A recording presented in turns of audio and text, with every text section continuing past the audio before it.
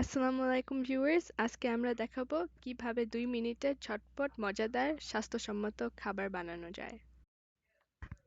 Pasta সালাদ বানাইতে যেসব উপকরণ লাগবে: 3 কাপ পাস্তা, হাফ কাপ সবুজ ক্যাপসিকাম, হাফ কাপ লাল ক্যাপসিকাম, 1 কাপ মেয়োনেজ, হাফ চা চামচ ব্ল্যাক পেপার।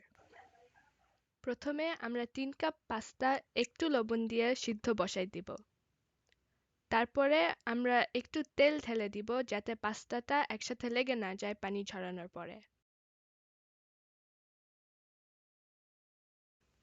পাস্তা সিদ্ধ হয়েছে কিনা এটা বোঝার জন্য আমরা একটু টিপে দেখব।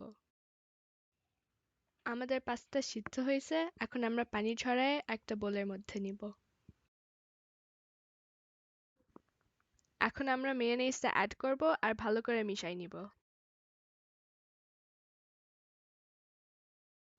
এখন আমরা ব্ল্যাক পেপার, সবুজ ক্যাপসিকাম আর লাল ক্যাপসিকাম অ্যাড করব আর সুন্দর করে মিশাই নিব।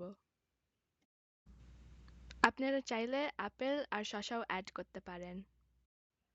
মাত্র 3টা উপকরণ দিয়ে তৈরি হয়ে গেল আমাদের মজাদার স্বাস্থ্যসম্মত পাস্তা সালাদ।